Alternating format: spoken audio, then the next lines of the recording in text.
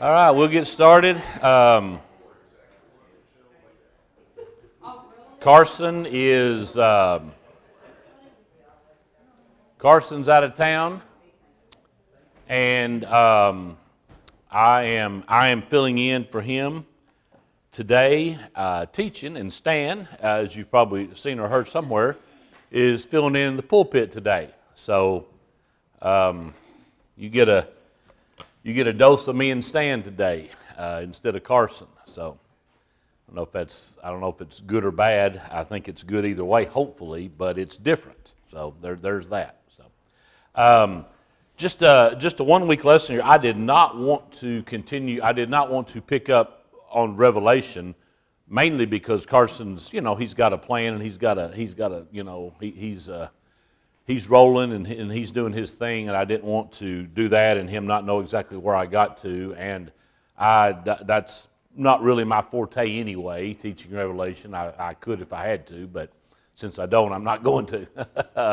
I was reading on something, and something really caught my attention as I was searching all over for something to do this week, and it really hit me, and I think it's something that's hopefully interesting to you. Questions Jesus asked. Questions that Jesus asked people. All right? Think about that. That's going to be our whole topic today. And please jump in and please respond, because if Jesus asks a question, it's important. Okay? His questions were often made to make people examine themselves. Did Jesus question people for information? Yes or no? No. Why? That's it, Jody. He already knew it. Jesus didn't ask questions for information. He already knew the answer, okay? He already knew the answer. He asked questions to make people think and make people really think about themselves and think about situations. I was telling Kim this morning, when it comes to people who did what I did for a living for a while, being superintendents, we have people who you kind of go to. If you got a question about finance, you go here. If you got a question about curriculum, you go here. And we kind of had people who were kind of tended to be experts in their field, and we had one who was, unfortunately, had to become an expert at dealing with difficult personnel situations when there was a employee that was maybe something was going bad, going wrong, and he always had a saying. He always had a saying: when you're questioning somebody, never ask a question you don't already know the answer to. Okay? Don't ask a question you don't already know the answer to. Because if you don't already know the answer,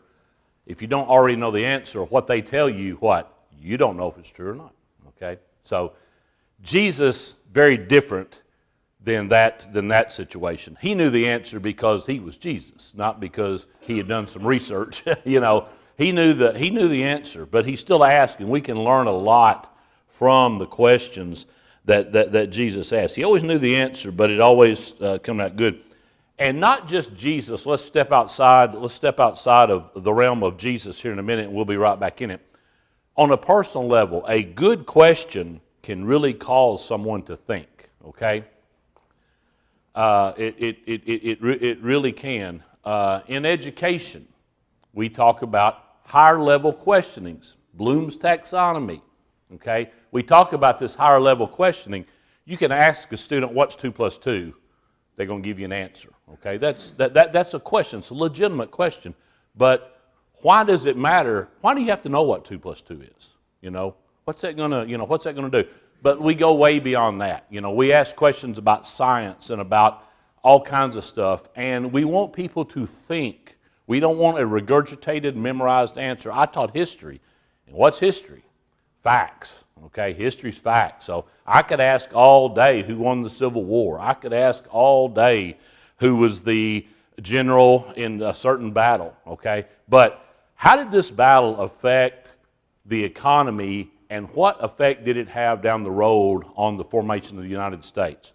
Those are the kind of questions that really make you think and make you grow. Okay, you can memorize something, but guess what? Every fact you memorize, it used to be big when we were all in school. You memorize facts, okay? But every fact we memorize, some of you remember, Jody, some of you forget. But all those facts we memorized when we were in school, where are they right now?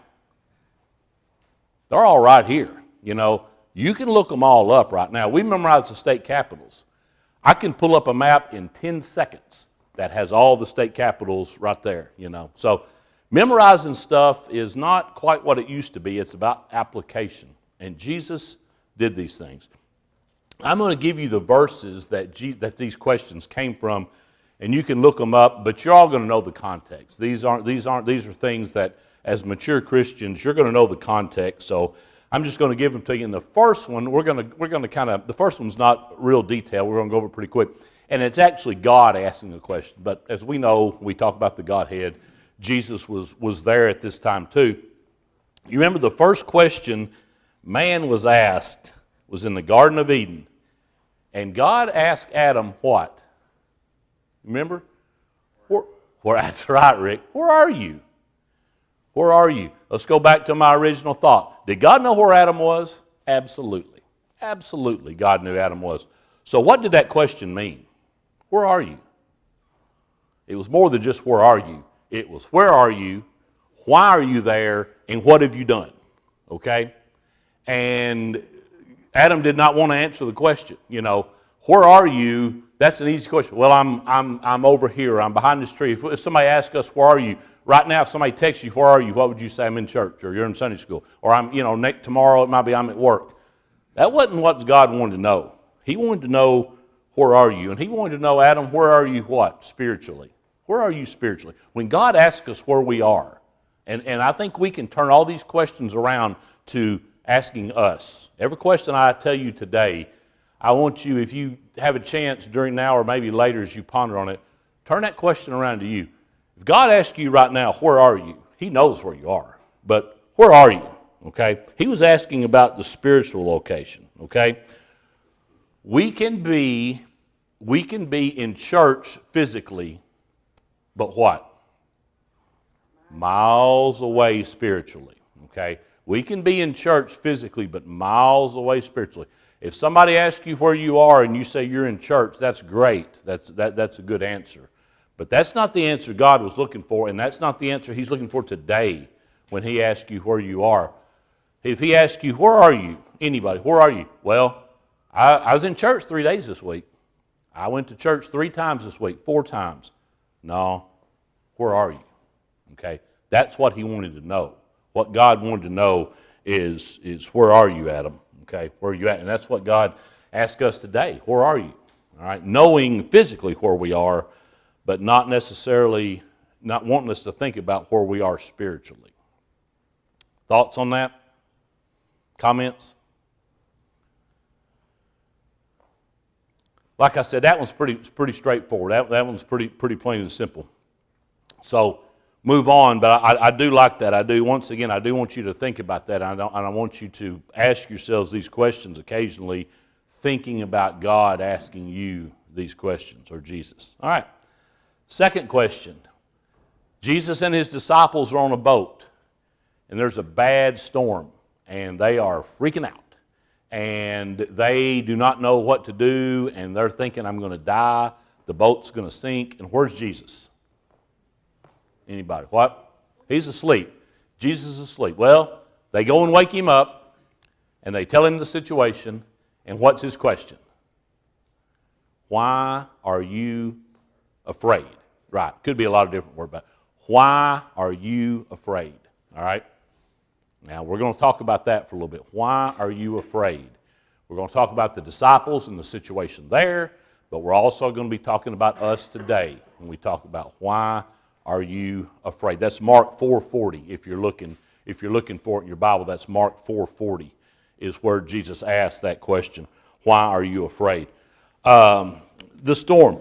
They had seen, did they wake Jesus up because they needed one more man to pull ropes and hoist sails? No. They woke Jesus up because what had they seen in the past? Miracles. Good, Jody. They had seen miracles. They had already seen Jesus perform miracles. So they didn't wake Him up just in case the boat sank, He didn't need to be asleep. They woke Him up for a reason. They had seen Him perform miracles. He knew that. He knew they had seen Him perform miracles. He could do something about it, okay? He could do something about it. So they'd seen Him perform miracles, okay? But fear took over. And He asked them, Why are you afraid? All right? Jesus was Jesus. Jesus knew why they were afraid. Why were they afraid? Why would you be afraid in that situation? Oh, it's a storm. I'm going to die, Rick's telling a story this morning, just happens to fit. Rick, you're on, y'all decided to drive up to Pikes Peak, like you were thinking about doing. Big storm had come, huge storm. Would you have been afraid? Yep. That's why you didn't go drive up, that's exactly, you'd been afraid, Now, Jesus wasn't physically there with you. He wasn't in your back seat physically, But he might ask the same question of any of us in that situation. Why are you afraid? Jesus knew why they were afraid. The storm was raging. That's a silly question. In a dire situation, asking us why we're afraid, silly question. Jesus knew they were afraid, but he could have added to his question and said, why are you afraid? Don't you know what? I'm here. Don't you know I'm here? Okay? So he could have added to that question a little bit, okay? He knew physically why they were afraid. He knew that it was the storm that made him afraid. His question was, why are you afraid? You've seen what I can do. You've seen what I'm capable of, okay? Our circumstances in life sometimes become so overwhelming that we forget who is in the boat with us. Okay, I read that. That's not original to Jay. I read that somewhere. Okay, all right. I'm going to read it again. Our circumstances become so overwhelming, we forget who is in the boat with us. Okay, and we what? We become afraid. Being afraid is part of life. But what, as Christians, should we do? And that's not a one-answer question. There's many answers to that. But as Christians, what should we do in these situations? Don't be afraid of giving the wrong answer, because there's a lot of different answers. Pray is one thing. Okay. What else? Depend on God, Rick. Think about that. Depend on God. And when we say depend on God, what's another word for that? Faith. Okay. Another word for that is faith. Now, once again, I'm not saying there's not going to be situations in your life you're not going to be afraid. I'm not saying you should never be afraid, because we all are at times. I'm just saying that think about what Jesus asked them. Why are you afraid? Because I'm here with you, okay? And Jesus is with us. Why is, another question, why is fear so quick to replace faith? When everything's going good, where's our faith? It's strong, isn't it? When everything's going good, our faith's strong. When something happens off that keel, when something happens that throws us for a loop, why is fear so quick to replace faith? A lot of answers there too, but we know what happens. We know our fear replaces faith pretty quickly. And what does our reaction during these circumstances say about our faith? Okay? What does our reaction during crisis circumstances say about our faith? Now, it could say good things, or it could say bad things about our faith, all right? You've seen people react in crisis circumstances that shows their faith and shows how much faith they have. You've seen people react who probably show that their faith isn't as strong, possibly.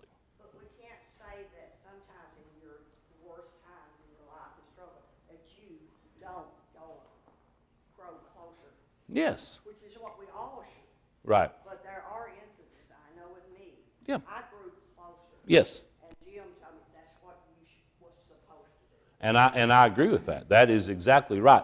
We're going to face hard times. We're told that. We're told we're going to face hard times. And what are they going to do? They're going to make us stronger, okay? And we've got to use our faith to get through those times. So when we're asked, why are you afraid? Be ready. Be ready with the response. But the next question, anybody know, and if you've looked at it, what does Jesus say pretty quickly after he says, why are you afraid? What's the next thing he says? Thank you, Stan. Say it louder. Have you no faith? Okay, that's tough.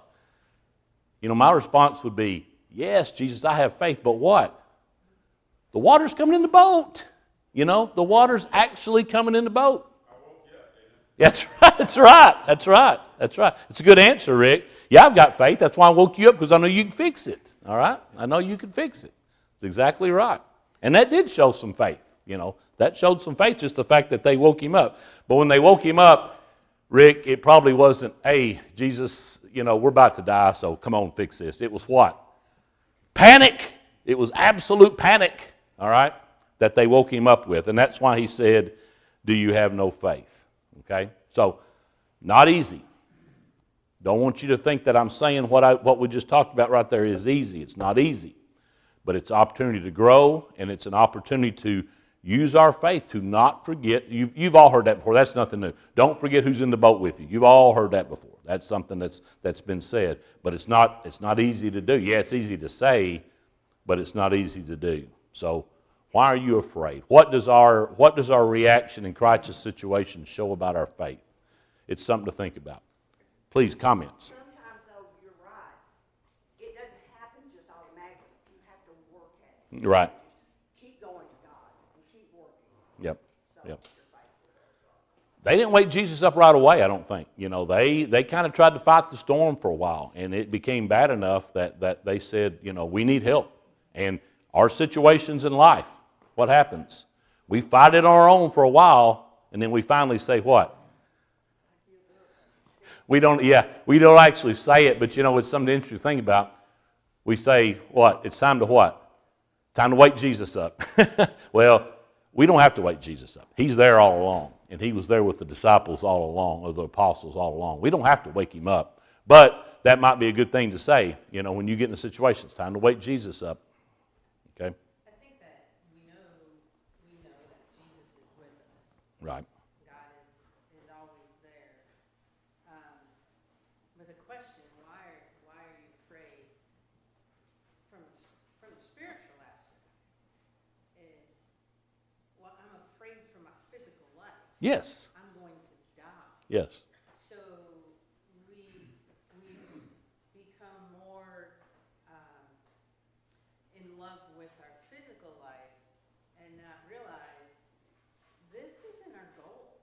Right. It's not our goal to be here to be happy, to be safe. Our goal is heaven, Right. to be with God. So why are you afraid as a Christian for your physical? Because that just means you're going to go to heaven. Now, I say all this very much saying I want to see my grandkids Yes. grow up. I Yeah. want to be here. Yep. So I'm not saying that that's an easy thing. Right. But why are you afraid if you die? That's right. If something bad happens to your physical life? Because you'll be in heaven Yep. with God, and that's the goal. That's what we should be striving for and realizing. So in everything that we do all day long, that's what I want to make it to. That's right. That's a good point. And even beyond being afraid for our physical lives, Jody, we're afraid for our house. We're afraid for our money. We're afraid for our car. That's for our job, exactly. Yeah. We're afraid for all these things, Do what? Satan's given us the fear. But God's given us the things. That's right. Right. Yeah. So, very good. Somebody else? Anybody else? I think there's more in that last part there. Jesus has already rebuked the sea and the storm, and it says they're filled with great fear, and they say, "Who then is this that even the wind and the sea obey him?" In other words, I don't think they saw him. They knew Jesus had a lot of power, but they didn't see him having enough power Yeah. to stop the storm. Yep. But and now then they have seen it, and I think we get ourselves sometimes in situations, and it's like there's no way out of this. How is this going to get any better? Well, the Lord might have a way. If we're a person of faith, and we just and we maintain that faith and we trust in Him, He may do something we hadn't even thought about that He might do. And I like to And stay. He might not. That's right. And he might not. And he might not. That's right. That needs to. Yep. That goes to what Jody was talking about. Yep. But that plays into our fear. He might and he might not. Yep. Worry about it. And adding one thing to what Stan said, one thing to what Jody said. Jody first. When should we be afraid? When what is threatened? Our spiritual life. That's when we should be afraid. Okay? If the apostles' spiritual life was being threatened, Jesus would say, what? You should be afraid. You should be afraid. You should be very afraid. And what Stan said, I like that, Stan. I think the apostles saw a difference between turning water into wine and calming the seas. You know, yeah, here's a thing of water, he made it wine, but wait a minute, nature, that's a whole different story, you know, and they found out that he could do that as well. Well, how often do we say, we can't do anything about the weather? That's right, that's right. We can't. It's said so often. No, We can't control that. no.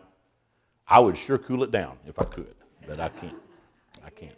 That's right. I can't. That's right. That's exactly right. And I like this last statement. What is the difference in knowing Jesus can handle a situation and actually believing it? Actually, what's the difference between we all know Jesus can what? Do anything in our lives. We all know he can do anything. What's the difference between knowing that and actually believing it and actually living it? Having faith that he will do it. That's right, Kenny. That's right. I think those people have a greater sense of peace. And so when they get in those situations where they're having to draw on their faith and rely on Christ, it's not quite the drama. They're not quite as, overreactive. They just have a sense of peace. And like Kenny said, having faith that Jesus can do it and not saying he will do it. Okay? That's, Kenny, that's the thing. It's gotta go further.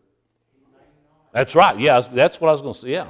But Yeah. it's being able to accept that that'll be all right. That'll be all right too. That's You right. have to have faith to go ahead and ask. That's right. That's right. We may That's not right. get the answer we want, but Yep. when you ask God for something, don't doubt yourself when you're No. doing it. In either way, it's hard not to be afraid, but in either way, show less fear. Whether he does it or not, he can do it. And if he chooses not to, then that's something we got to live with too, But knowing he can gives us a sense of peace. Knowing he can fix that situation gives us a sense of peace. Jay, when you get older, you look back over your life and you see the things that Jesus or the Lord's done for you. Mm-hmm. And you have more faith Yeah. because you know that he may say no, Yeah. But I look back and I think, man, he really pulled me out of this situation, Yeah. It's you think about all those things when you get old.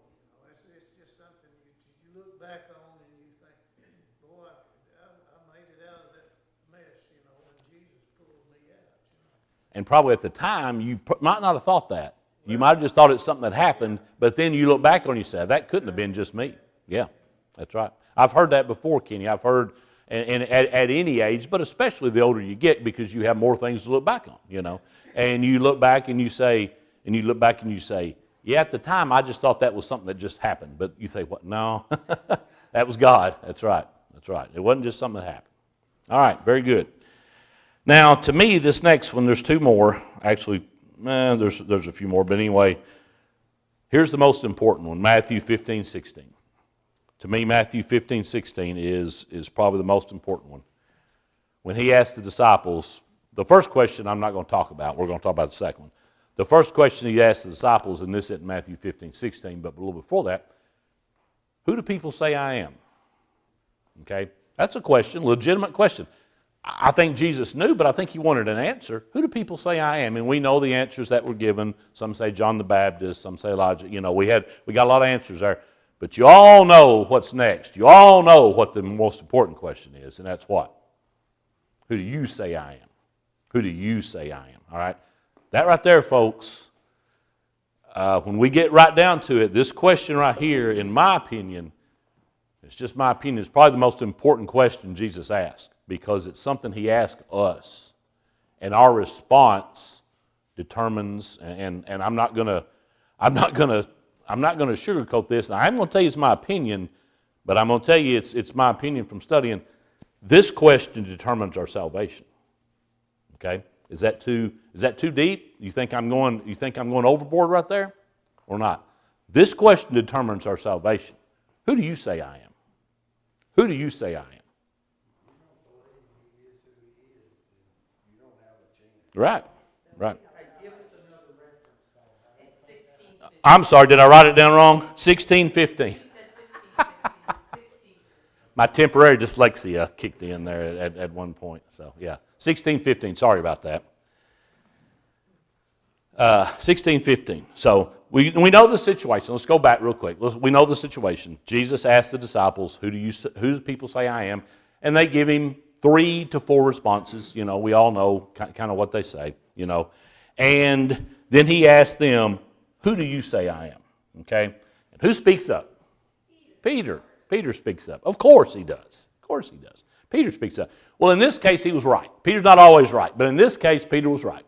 What Peter said is a bold statement, and before we get too far into this, what Peter said, as you all know, you are the Christ, the Son of the living God, and Jesus says, upon this rock I will build my church. And I have my opinion, my mind, I am fully believing that Jesus meant on this statement, not this person, on this statement, I will build my church.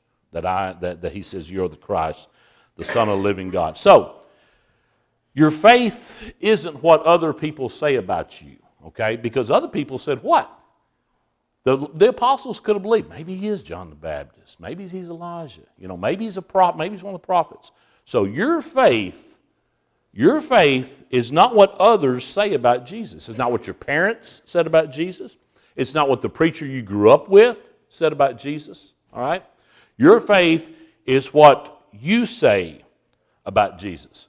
In our day and age today, let's move the year 32-1 AD here exactly, I don't know exactly. Let's move that to 2026. And Jesus asks you, who do other people say I am? What's your response?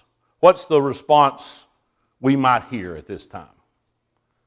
Well, people say you were a great man, but you weren't necessarily deity, okay? People say, well, you were a prophet, but, not maybe, well, people say you really couldn't do miracles. These are just things that happen, okay? And you might get all kinds of things. But scientists, what do scientists say? Scientists might say, well, in the book of Genesis, creation's 7 days, but we know through carbon dating that it's longer than that. We know, so, if that's not true, then how about we doubt you too? How about we doubt you too, because that part doesn't fit, so maybe none of it fits, okay? So that's what people are saying about you today, And then he's going to turn the question around and ask you, all right? Eddie, who do you say I am? Not who scientists say I am. I don't care what the media says I am. I don't care even what your preacher says I am. That is the question that we have to answer to Jesus. Who do you say I am? Okay? It's the most important question we'll get asked. Who do you say I am? So we can't be influenced by a lot of things. We have to be influenced by some things. Somebody taught us. Somebody taught us Jesus, and somebody taught us the Bible, and through faith we have come to believe. But in our day and age, there might be a lot of different answers to that question, who do they say I am? But when Jesus says to you, who do you say I am? Your answer is what? You are the Christ, the Son of the living God. Okay? That's your answer. You are the Christ, the Son of the living God. All right? And our Savior. We could go on and on. Okay? I think that's something that's so important, and we hear it frequently, that you do not take what your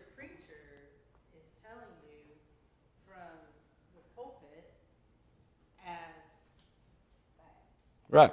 Or me, or anybody. Yeah. Elders or anybody. Yeah. That is why we have the scriptures. Right. The holy word of God for you, which then just lends to how often are you getting in this? Yep. How are you going to know who Jesus is unless you get in the Word? If you think that you're going to get to heaven on the coattails of the elders of Farmington, or the preacher at Farmington, or your mama and daddy, or your husband, or your wife, you're sadly mistaken. That is something. Who is Jesus To you. To you. If you don't have that, confidence in who he is to you and what he is to you, I would suggest that you do some more reading. Yep. More often. Yep. Ask more questions. Yep. Discern. Study for yourself so that you know and that you have that faith. And I agree, obviously, I agree 100%, Jody, and I'd go even a step further. I think we are told to pray for understanding. As you read, as you study, pray, give me understanding, give me wisdom. We're told to, anybody who asks for wisdom, what? It'll be given, yes. And there's so many times, that I've read a passage or I've read through something and then I've read it again and then maybe 5 more times and suddenly it's like, oh my goodness, Yep. did that really did I understand that? Did I? And then you're, Why hadn't I seen that before? Yeah. So Yeah. it's not, you just can't read it once. Yep. There's so much more. Because at that time, you might not have been ready to receive what it is that God wants you to know. The ability to read is knowledge. Wisdom is the ability to understand and apply what you read. Wisdom is the ability to understand and apply what you read. And studying it is the biggest part, is a huge part. Praying to understand that and have your eyes open. So big. So, anybody else on that? That's a big one. Like I said, in my opinion, that's the most important one. Even though I told you the wrong verse. Anybody else on the question, who do you say I am? And it was really confusing, Jay. Yeah, what did it say? I don't even know. Code in 15:16, it says, are you still so dull? And I'm like, are you stupid? Maybe there's something to that, Jody. Maybe there's something to that. Maybe that was not a total error right there. Because, yeah, Jesus kind of, he would never say that, but he might imply that to people who say, I'm John the Baptist or a prophet. Very good. All right. Not the last one, but I want to get into the questions the Pharisees asked too. You think there's a difference in the questions the Pharisees asked than Jesus asked? Big difference. Number 5. John 5:6. Somebody read, just to make sure. Please, somebody look up John 5:6. And maybe a couple of verses before. Look up John 5:6 and maybe read a couple of verses before. It's about a man that's sick. Now there is in Jerusalem, near the sheep gate, a pool, which in Aramaic is called Bethsaida, and which is surrounded by 5 covered colonnades. Here a great number of disabled people used to lie, the blind, the lame, the paralyzed. One who was there had been an invalid for 38 years. When Jesus saw him lying there and learned that he had been in this condition for a long time, he asked him, do you want to get well? That's far enough. That's far enough. Do you want to get well? Think about what Jody read right there. He'd been an invalid for how long? 38 years. If you hadn't been able to walk for 38 years and somebody asked you, do you want to get well? I'd be angry. Okay? I'd be mad. All right? Once again, do you think Jesus knew the answer? Yes, Jesus knew the answer.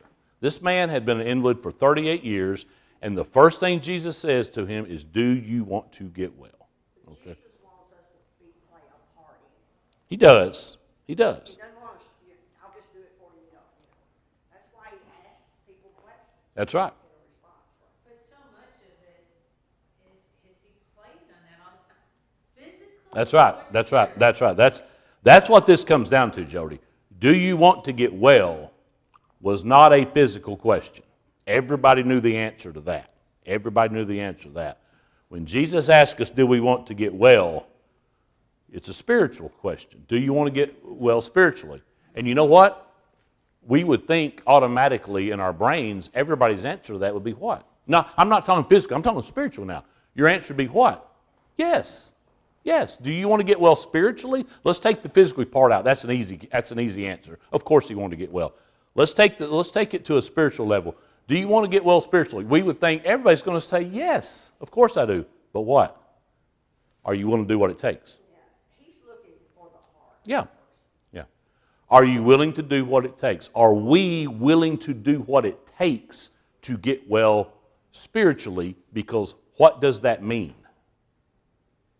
It means giving up things, what? That we might love to do. It might mean giving up things we love to do, things we love to participate in, but are you willing to do it to get well spiritually? And that's what Jesus is asking right there. Do you want to get well? Are we willing to let Jesus change our situation? Because he will change our situation, but we have to be willing to let him. But like I said, Jesus wasn't necessarily talking physically. Why might someone resist? Here's a question that goes along with this statement of Jesus. Do you want to get well? Why might someone resist change even when it's good? Why might someone resist change even when it's good? Yeah. It's the way we've always done it. Change is hard, Rick.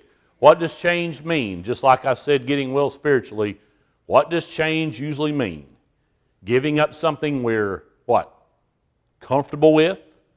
Giving up something that we're used to, all right? And I am preaching to myself here because I do not like change. I struggle with change. I guess always have, and I hope to get better one day. But anyway. It means giving it up, but it also means doing things. Doing things that maybe are outside Yeah. of your comfort zone. Yeah. Doing something that you would never have done before. Yep. And for just a very easy example, getting up and teaching a class, getting up and speaking, talking to somebody, talking to your family, saying, I'm concerned for you. Yep. That's an uncomfortable thing. Very much. Well, this man, he had spent those 38 years, and he knew his routine. He had people that helped. All of a sudden, if I'm well, what am I to do? I'm going to have to do my You have to go to work. myself, and he You have to work. doesn't know how to do it, Yep. or to go about it. Scary. Yeah. Scary. That's right. That's right. So are we willing to change? Do you want to get well? Folks, I hate to say it, that's a question Jesus could ask us today. Do you want to get well? Well, if you had a bad cold, you'd say sure. If you had a broken leg, you'd say sure. I want to get well. No. Jesus says what? Do you want to get well spiritually? Because I can do it, but what's it going to require? A lot. It's going to require a lot. Real quick, as we about 5 more minutes here, what about the questions that the Pharisees asked? Mainly Jesus, but anybody. What was the purpose for the questions the Pharisees asked? Trap people, okay? Just the opposite of Jesus. Just the opposite of why Jesus asked questions was they wanted to trick Jesus, they wanted to trap Jesus. Their questions were meant to tear down, not build up. And that's why Jesus asked the questions. But they asked questions for the wrong reasons. So we got to ask the questions for the right reasons. There are other questions that Jesus asked. You're probably thinking of some in your brain. Kim brought up with one this morning. I want to talk about it just real briefly. She said, "Is it going to be the who is your neighbor?" Now, when the people asked, they asked Jesus the question, "Who is my neighbor?" But at the end, after Jesus tells the story, and I'm paraphrasing, he basically says, "What? In my story, who was the neighbor? Who was the neighbor?" Okay. If he had asked that question, if he had said 3 people are going to walk by, a priest, a Levite, and a Samaritan, who's your neighbor? What would their answer have probably been?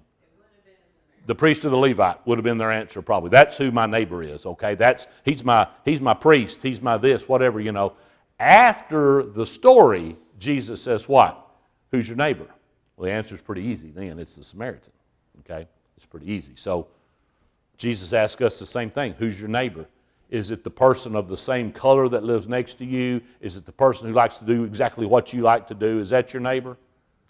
Can be, but your neighbor can also be somebody of a different race, of a different creed, nationality, orientation, anything, okay? That's our neighbor who needs help. That's our neighbor.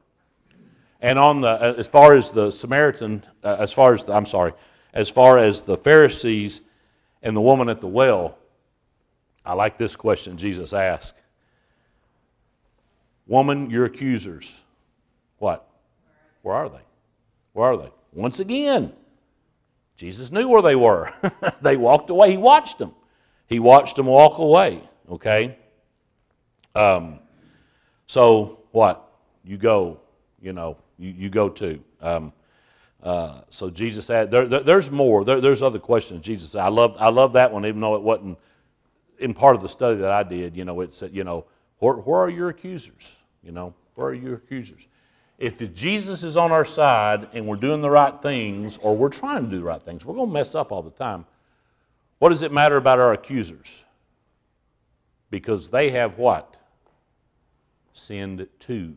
Because they have sinned too. Your accusers, whoever they are, whatever they're doing, if they're accusing you of something, they have sinned too. Visual representation. If they're pointing at you, what's pointing back at them? These three fingers right here, okay? So it's pointing back at them. So that's part of that too. So anyway, you could probably find more questions Jesus asked. Any thoughts as we wind down? Anything that I've said that you have a question about, or you want to say something else about that just didn't hit you till later? Surely it wasn't that clear. All right. We will pick back up with Revelation next week.